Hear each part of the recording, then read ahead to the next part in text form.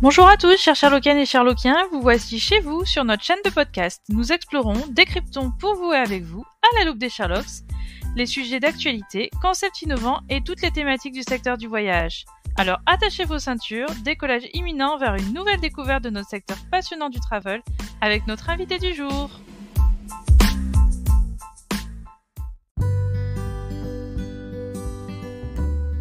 Bonjour, bienvenue à nos auditeurs, vous êtes sur les Sherlocks du voyage et aujourd'hui nous recevons Aurélie Berthet-Oringo qui va nous parler de son métier et aussi de son projet Voyage Sauvage. Alors Aurélie, on va d'abord commencer par ton métier. Quel est ton parcours? Je sais que tu es aussi la fondatrice de Terre de Découverte qui est une agence de voyage. Est-ce que tu peux te présenter en quelques mots qui tu es et ton parcours? Oui, bien sûr Mélanie, bonjour à tous. Voilà, donc en fait, je suis d'origine varoise. Donc j'ai toujours été dans le tourisme. J'ai fait un petit peu tout. J'ai travaillé en agence de voyage, j'ai travaillé dans l'hôtellerie, j'ai travaillé pour une agence réceptive, un petit peu de guidage. Je travaille en aéroport aussi. À l'aube de mes 30 ans, j'ai décidé de créer mon entreprise. Alors à la base, tu nous dis que tu es agent de voyage. Comment t'es venue l'idée de diversifier du coup ton business et de faire de la production? Alors, en fait, ça s'est venu au fur et à mesure du temps. C'est vrai que dès le début, quand même, j'avais dans l'idée, dès que j'ai créé mon agence de voyage, de développer la partie justement des animaux, une partie vraiment éthique, parce que ça m'a toujours tenu à cœur. Mais les aléas, de la création d'entreprise, font que il faut faire prospérer l'entreprise. Donc, on est plus dans du management classique. Et donc, c'est vrai qu'au fur et à mesure, ça a pu évoluer avec le temps. Et aujourd'hui, c'est vrai que je me sens prête. Et puis, le confinement a aidé aussi à ce que j'ai un petit peu plus de temps à m'y consacrer. En tant qu'agence classique, en fait, on a comme produit les produits des tours opérateurs. Et ça n'a pas été évident pendant 10 ans, en fait, de pouvoir jongler entre mon éthique et les produits, en fait, qui étaient inadaptés par rapport justement au voyage animalier.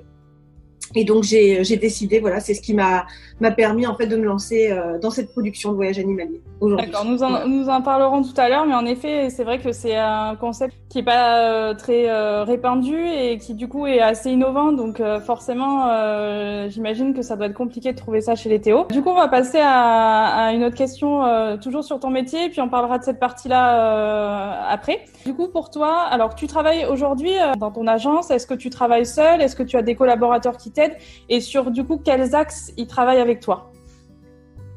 Alors oui, en fait, donc moi j'ai une salariée à plein temps qui est Émilie. J'ai Marina qui est mon ancienne salariée qui devrait reprendre en courant octobre à peu près.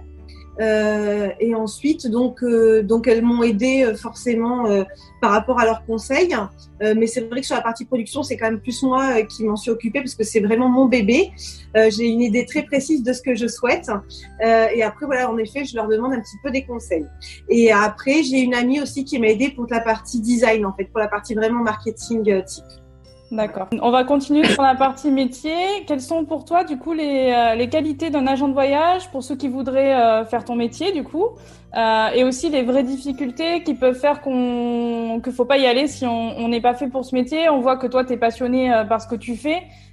Donc voilà, c'est une vraie question pour tous nos auditeurs qui se demandent si il faut y aller ou pas. C'est vrai que c'est un métier, oui, qui donne envie, hein, ça c'est certain. Maintenant, oui, faut se méfier. Il y a des avantages et des inconvénients, un petit peu comme partout. Je dirais que l'inconvénient majeur, c'est en effet le salaire. Ça reste vraiment assez bas. Donc, faut pas le faire. Si c'est pécunier, si c'est pour un intérêt pécunier, il faut pas y aller. Faut y aller vraiment par passion. C'est un métier de façon, en effet, de passionné. C'est pas évident parce qu'on est en concurrence frontale avec Internet. Avec chaque personne qui se croit entre guillemets un peu agent de voyage, et c'est vrai que les personnes c'est pas évident en fait de montrer la valeur ajoutée de son entreprise et de son métier. Donc il faut être persévérant, il faut être courageux, il faut être rigoureux aussi parce que il faut connaître toutes les procédures juridiques, la géographie, faut être hyper polyvalent. Donc je dirais que c'est ça surtout les principales qualités d'un agent de voyage aujourd'hui. Pour être un bon agent de voyage, il faut savoir qu'il faut à peu près 1 an moi je dis pour pouvoir voilà à peu près maîtriser le métier, il faut 1 an. Donc il y a quand même peu de métiers où on peut se dire ça, qu'il faut 1 an. Bien sûr. Donc les gens se rendent pas compte derrière du travail qu'il faut.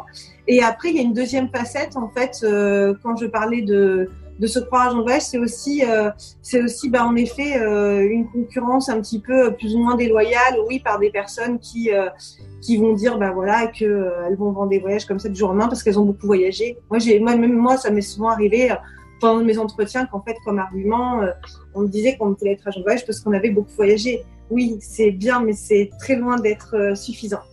Alors du coup, je vais rebondir là-dessus.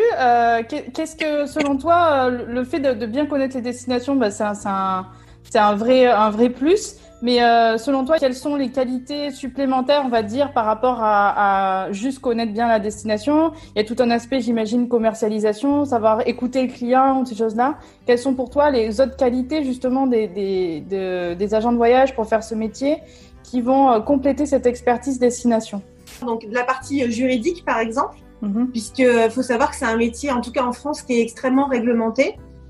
Donc c'est vrai que derrière il faut pas se tromper, il y a vraiment tout un cadre légal à connaître et il faut pas oublier un seul critère, sinon en cas de procédure on peut tout perdre juste pour un petit oubli. Il y a outre le cadre bien sûr légal, il y a le cadre bien sûr géographique, bien connaître toutes les destinations. C'est pas parce que voilà en effet on a forcément oui des destinations privilégiées tous, mais après être agent de voyage malheureusement ou heureusement en tout cas on nous demande pas toujours la même destination, donc c'est bien beau d'en maîtriser une ou deux. Mais en fait, il faut en maîtriser pas mal, vraiment. Donc, ça demande ça demande aussi de pouvoir cibler les clients. Ça, c'est très important. En fait, on est presque un petit peu psy. En fait, c'est ça le plus difficile. En fait, c'est vraiment le plus dur au début quand on n'est pas agent de voyage. Et après, ça passe aussi par. Alors tout à l'heure, je l'évoquais un petit peu, par alors, moi, en tout cas, dans mon cadre, moi, c'est vrai que pour moi, c'est très important l'éthique. Malheureusement. Encore, à mon avis, trop peu d'agences font attention à cette éthique-là. Donc, du coup, la dernière question sur ton métier. Alors, on en a déjà un peu parlé, du coup, tu as déjà répondu plus ou moins. Donc, c'est au bout de combien d'années peut-on espérer gagner sa vie dans ton métier? Donc, a priori, c'est assez compliqué. Et une fourchette salariale pour que nos éditeurs se fassent une idée. Oui, bien sûr. Alors, je disais, donc c'est vrai que c'est pas des gros salaires. Il faut savoir qu'un agent de voyage commence au SMIC, en général, voire à peine un peu plus au-dessus. Bon, c'est vrai que pour un bac+2, voire bac+3, enfin minimum, c'est pas beaucoup du tout. Et avec toutes les compétences qu'il faut avoir en plus. Exactement. Et en fait, tout ça s'explique parce qu'en fait, nos marges, elles sont très faibles et que on est face à une concurrence, je le disais, oui, un peu déloyale, faut dire ce qui est, puisque une agence en France paye pas les mêmes charges qu'une agence en ligne aux États-Unis, par exemple, etc. Pour revenir un petit peu donc aux revenus, c'est vrai que on va dire qu'en fin de carrière, je pense qu'on peut dépasser les 2 000 € net en tant que responsable, par exemple. Voilà oui, voilà. Et après, ce que je peux dire aussi, c'est là, je parlais en tant qu'employé, en tant que patron.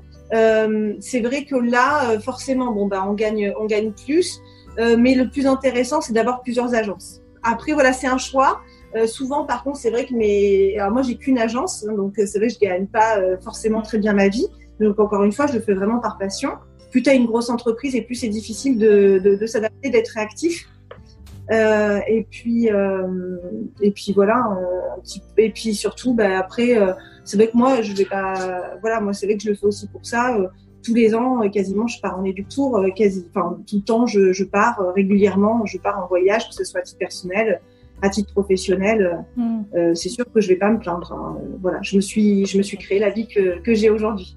Donc, on a bien vu que tu étais une agente de voyage et une fondatrice très passionnée par ton métier. Je pense que ça a donné envie à certains de nos auditeurs de faire ce métier. D'autres peut-être pas, qui vont se dire aïe aïe aïe, trop de contraintes, j'ai pas envie de le faire. Faut être vraiment passionné pour faire ce métier. Donc c'est super. On a en tout cas un beau panorama du métier d'agent de voyage. Merci pour ça.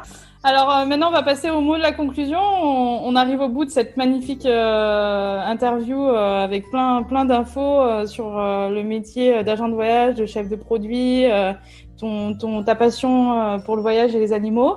Quel message souhaites-tu faire passer à nos auditeurs, qu'ils soient étudiants, en recherche d'emploi, salariés en reconversion professionnelle ou tout simplement agents de voyage comme toi et qui ont envie de faire quelque chose de différent ou pas d'ailleurs. Quel message as-tu envie de faire passer à nos auditeurs? J'ai envie de dire que c'est vrai que c'est pas un métier facile, mais c'est un métier passionnant. Je pense qu'il faut faire un choix dans la vie. En fait, soit on travaille pour gagner beaucoup d'argent et pas forcément pouvoir se regarder soit dans une glace ou être heureux. Et moi, aujourd'hui, j'ai fait ce choix-là d'être heureux. Et je pense que s'ils ont envie de faire ce choix, que ça leur correspond, je les motive grandement à suivre leurs rêves. Il faut être vraiment persévérant, il faut toujours s'accrocher, même surtout dans la création d'entreprise. Moi, je pars du principe que quand on fait les choses avec le cœur et avec intelligence, ça fonctionne forcément. Et puis après, au niveau stratégique, c'est vrai qu'après, je pense qu'il faut bien préparer les choses. Il faut aujourd'hui se démarquer. Donc, faut bien se connaître pour ressortir, je pense, de son cœur, en fait, ce pourquoi on est fait. Et voilà, et poursuivre sa voie. C'est le conseil que je donnerais avec la sagesse. Alors, on peut retrouver le site de Voyage Sauvage sur Internet. Donc, c'est www.voyage-sauvage.fr, c'est ça? Tu me corriges? Oui, au singulier. Au singulier, voilà. Et sinon, nous, chez les Sherlock du voyage, on voulait te remercier pour cette première interview et la transmission de ta passion via cet échange-là qui était vraiment, nous, notre volonté de vraiment faire ressentir à nos auditeurs le cœur du métier et aussi les émotions qu'on peut pas forcément partager à travers une interview écrite.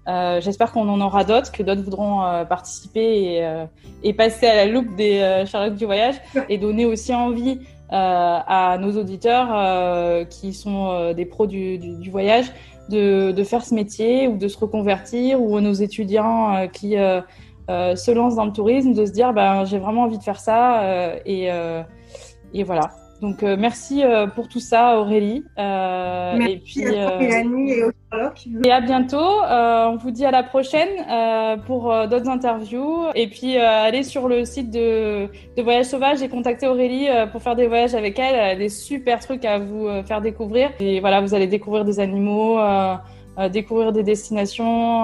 Voilà, vous êtes entre de belles mains si vous partez avec Aurélie. Voilà, merci bonne journée à tous. Merci Aurélie. Merci à tous. Merci Mélanie. À bientôt.